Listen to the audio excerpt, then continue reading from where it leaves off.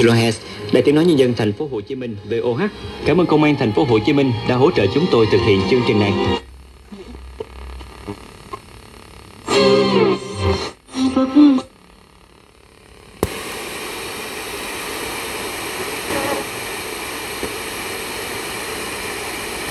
Bậc trung sĩ, chức vụ trung đội trưởng đơn vị hy sinh Phi đoàn 2 hy sinh ngày 20 tháng 4 năm 1965 tại Quế Sơn, Quảng Nam.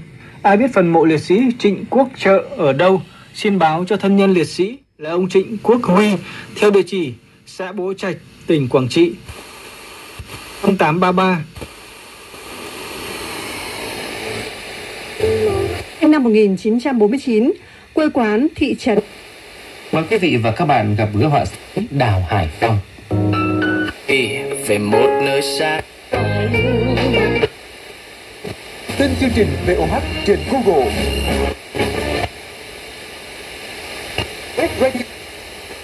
Như có lẽ và điện ảnh. Anh bắt đầu cầm cọ từ năm 6 tuổi và đến với điện ảnh ngay sau khi tốt nghiệp đại học.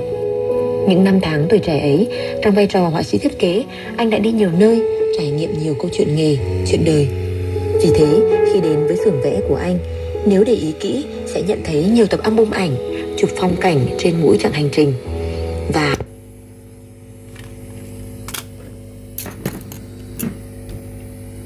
không xa lạ, trái lại gần gũi.